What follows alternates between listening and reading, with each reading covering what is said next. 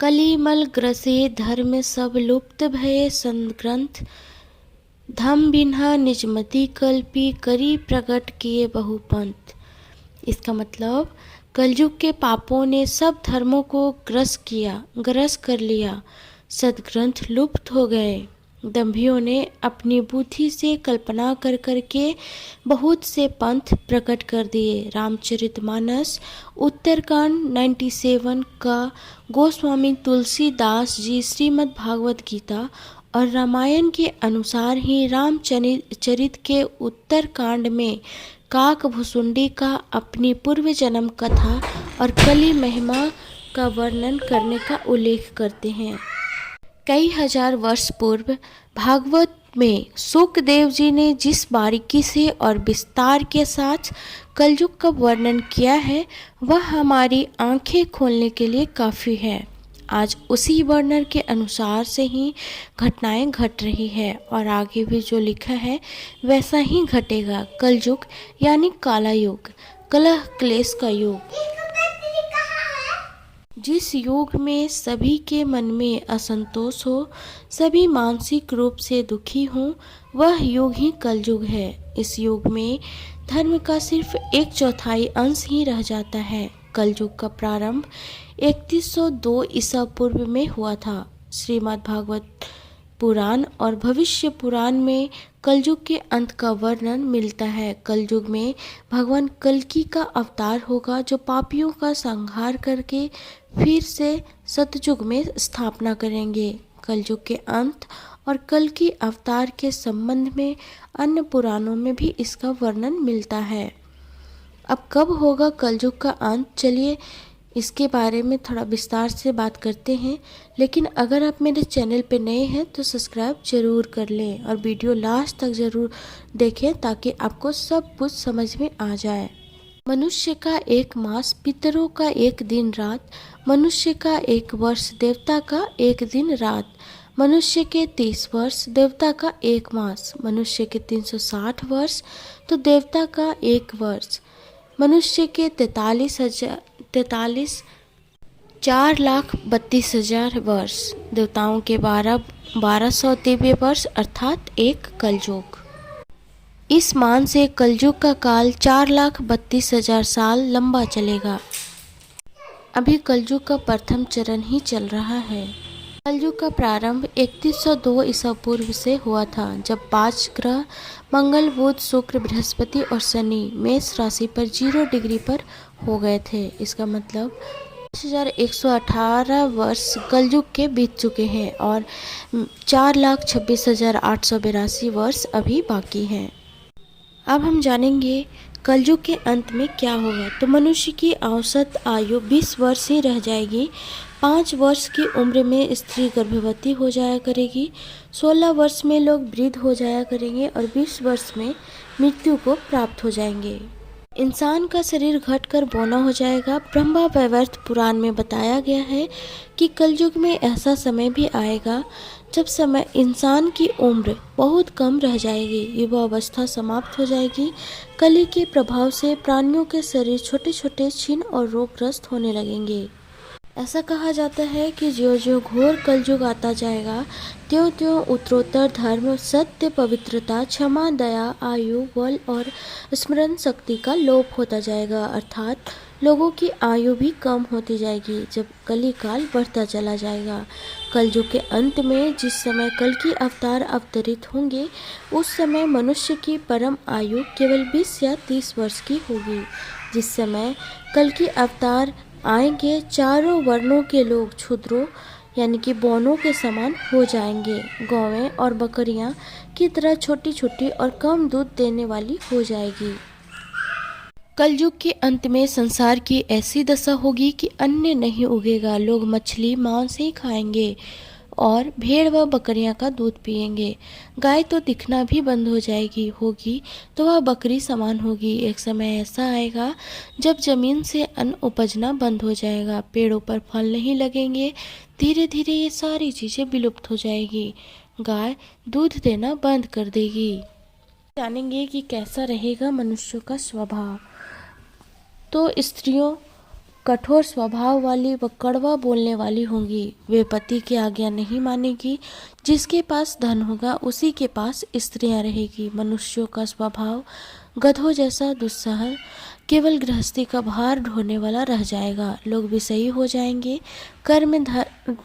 धर्म कर्म का लोप हो जाएगा। मनुष्य जप रहित नास्तिक व चोर हो जाएंगे। सभी एक दूसरे को लूटने में रहेंगे। कल युग में समाज हिंसक हो जाएगा। जो लोग बलवान होंगे उनका ही राज चलेगा। मानवता नष्ट हो जाएगी। रिश्ते खत्म हो जाएंगे। एक भाई दूसरे भाई का ही शत्रु हो जाएगा। जुआ, शराब, पर स्त्री गमन और हिंसा ही धर्म होगा। पुत्र पिता का और पिता पुत्र का वध करके भी उद्विग्न नहीं होंगे। अपनी प्रशंसा के लिए लोग बड़ी बड़ी बातें बनाएंगे, किंतु समाज में उनकी निंदा नहीं होगी। उस समय सारा जगत मलिष्ठ हो जाएगा। इसमें संयम नहीं, एक हाथ दूसरे हाथ को लूटेगा। कल युग में लोग शास्त्रों से विमुख हो जाएंगे। अनैतिक साहित्य ही लोगों की पसंद हो जाएगा। बुरी बातें और बुरी शब्दों का ही व्यवहार किया जाएगा। स्त्री और पुरुष दोनों ही अधर्मी हो जाएंगी। स्त्रियां पतिव्रता धर्म का पालन करना बंद कर देगी और पुरुष भी ऐसा ही करेंगे। स्त्री और पुरुषों से संबंधित सभी वैदिक नियम विलुप्त हो जाएंगे। श्रीमद् भागवत गीता के 12 स्कंद में कलि युग के धर्म के अंतर्गत श्री सुखदेव जी परीक्षित जी से कहते हैं, ज्यों ज्यों घोर कलयुग आता जाएगा त्यों त्यों उत्तरोत्तर धर्म, सत्य, पतिव्रता, पवित्रता, क्षमा, दया, आयु, बल और स्मरण शक्ति का लोप हो जाएगा। यानी कि लोगों की आयु कम होती जाएगी और कलिकाल बढ़ता चला जाएगा। बहुत काल तक सूखा रहने के बाद कलयुग में अंतिम समय में बहुत मोटी धारा से लगातार बारिश होगी, जिससे चारों ओर पानी ही पानी हो जाएगा। समस्त पृथ्वी पर जल हो जाएगा और प्राणियों का अंत हो जाएगा। इसके बाद एक साथ 12 सूर्य उदय होंगे और उनके तेज से पृथ्वी सूख जाएगी। कलयुग के अंत में भयंकर तूफान और भूकंप भी चला करेंगे। लोग मकानों में नहीं रहेंगे, लोग गड्ढे खोद कर रहेंगे। धरती का 3 हाथ अंश अर्थात लगभग 4.5 फुट नीचे तक धरती का उपजाऊ अंश नष्ट हो जाएगा। भूकंप आया करेंगे। महाभारत में कलयुग के अंत में प्रलय होने का जिक्र है, लेकिन यह किसी जल प्रलय से नहीं बल्कि धरती पर लगातार बढ़ रही गर्मी से होगा। महाभारत के वन पर्व में उल्लेख मिलता है कि कलयुग के अंत में सूर्य का तेज इतना बढ़ जाएगा कि सातों समुद्र और नदियां सूख जाएगी। समवर्तक नाम की अग्नि धरती का पताल तक भस्म कर देगी। वर्षा पूरी तरह बंद हो जाएगी। सब कुछ जल जाएगा। इसके बाद फिर 12 वर्षों तक लगातार बारिश होगी, जिससे सारी धरती जलमग्न हो जाएगी।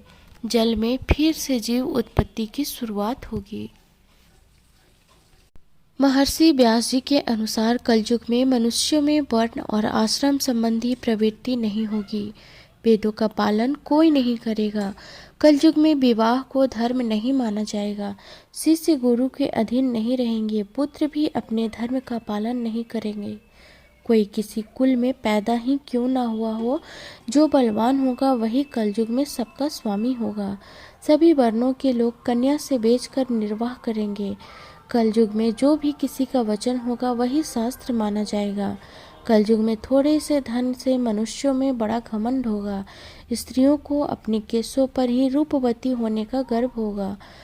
कलयुग में स्त्रियां धनहीन पति को त्याग देगी। उस समय धनवान पुरुष ही स्त्रियों का स्वामी होगा। जो अधिक देगा उससे ही मनुष्य अपना स्वामी मानेंगे। उस समय लोग प्रभुता के ही कारण संबंध रखेंगे। द्रव्य राशि घर बनाने में ही समाप्त हो जाएगी। इससे दान पुण्य के काम नहीं होंगे और बुद्धि धन के संग्रह में ही लगी रहेगी। सारा धन उपभोग में ही समाप्त हो जाएगा। कलयुग की स्त्रियां अपनी इच्छा के अनुसार आचरण करेगी। हाव भाव विलास में ही उनका मन लगा रहेगा। अन्याय से धन पैदा करने वाले पुरुषों में उनकी आसक्ति होगी। कलयुग में सब लोग सदा सबके लिए समानता का दावा करेंगे। कलयुग की प्रजा बाढ़ और सूखे के कारण व्याकुल रहेगी। सबके नेत्र आकाश की ओर लगे रहेंगे। वर्षा न होने से मनुष्य तपस्वी लोगों की तरह फल मूल व पत्ते खाकर और कितने ही आत्मघात कर लेंगे। कलयुग में सदा अकाल ही पड़ता रहेगा। सब लोग हमेशा किसी न किसी क्लेशों से घिरे रहेंगे। किसी किसी तो थोड़ा सुख भी मिल जाएगा।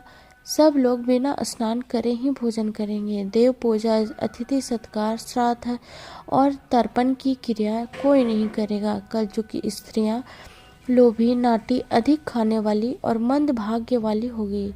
गुरुजनों और पति की आज्ञा का पालन नहीं करेगी तथा पर्दे के भीतर भी नहीं रहेगी। अपना ही पेट पालेगी, क्रोध में भरी रहेगी, देह शुद्धि की ओर ध्यान नहीं देगी और असत्य और कटु वचन बोलेगी। इतना ही नहीं, वे दुराचारी पुरुषों से मिलने की अभिलाषा करेगी। ब्रह्मचारी लोग वेदों में कह गए हैं, व्रत का पालन किए बिना ही वेदोध्यापन करेंगे। गृहस्थ पुरुष न तो हवन करेंगे, न ही सत्पात्र को उचित दान देंगे। वनों में रहने वाले वन के कंदमूल आदि से निर्वाह न करके ग्रामीण आहार का संग्रह करेंगे और सन्यासी भी मित्र आदि के स्नेह बंधन में बंधे रहेंगे। कलयुग आने पर राजा प्रजा की रक्षा न करके बल्कि कर के बहाने प्रजा के ही धन का अपहरण करेंगे। अधम मनुष्य संस्कारहीन होते हुए भी पाखंड का सहारा लेंगे और उसी से लोगों का ठगने का काम करेंगे। उस समय पाखंड की अधिकता और अधर्म की वृद्धि होने से लोगों की आयु कम होती चली जाएगी। उस समय 5, 6 अथवा 7 वर्ष की स्त्री और 8, 9 या 10 वर्ष के पुरुषों से ही संतान होने लगेगी। घोर कलयुग आने पर मनुष्य 20 वर्ष तक भी जीवित नहीं रहेंगे। उस समय लोग मंदबुद्धि, व्यर्थ के चिन्ह धारण करने वाले, बुरी सोच वाले होंगे। लोग ऋण चुकाए बिना ही हड़प लेंगे तथा जिसका शास्त्र में कहीं विधान नहीं है, ऐसे यज्ञों का अनुष्ठान होगा। मनुष्य अपने को ही पंडित समझेंगे और बिना प्रमाण के ही सब कार्य करेंगे। तारों की ज्योति फीकी पड़ जाएगी, दसों दिशाओं विपरीत होगी। पुत्र पिता को तथा बहुएं सास को काम करने भेजेंगी।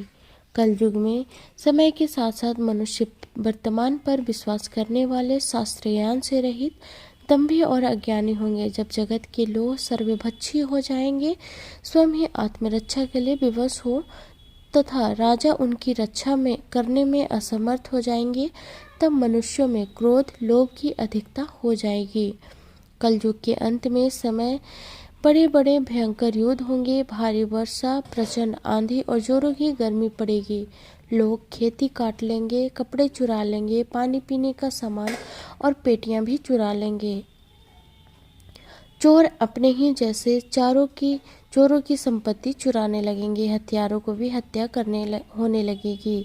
चोरों से चोरों का नाश हो जाने के कारण जनता का कल्याण होगा।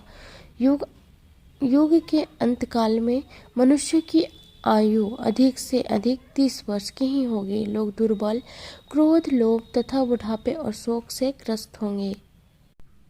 उस समय रोगों के कारण इंद्रियां क्षीण हो जाएगी। फिर धीरे धीरे लोग साधु पुरुषों की सेवा, दान, सत्य एवं प्राणियों की रक्षा में तत्पर होंगे। इससे धर्म के एक चरण की स्थापना होगी।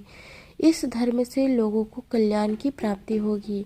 लोगों के गुणों में परिवर्तन होगा और धर्म से लाभ होने का अनुमान होने लगेगा। फिर श्रेष्ठ क्या है, इस बात पर विचार करने से धर्म ही श्रेष्ठ दिखाई देगा। जिस प्रकार क्रमशः धर्म की हानि हुई थी, उसी प्रकार धीरे धीरे प्रजा धर्म की वृद्धि को प्राप्त होगी। इस प्रकार धर्म को पूर्ण रूप से अपना लेने पर सब लोग सतयुग देखेंगे। अगर आप मेरे चैनल पर नए हैं तो सब्सक्राइब जरूर कर लें। इस प्रकार की जानकारी प्राप्त करने के लिए आप मेरे वीडियो पर बने रहिएगा और चैनल सब्सक्राइब जरूर कर लीजिएगा। मिलते हैं ऐसे ही नेक्स्ट वीडियो के साथ, तब तक के लिए राधे राधे।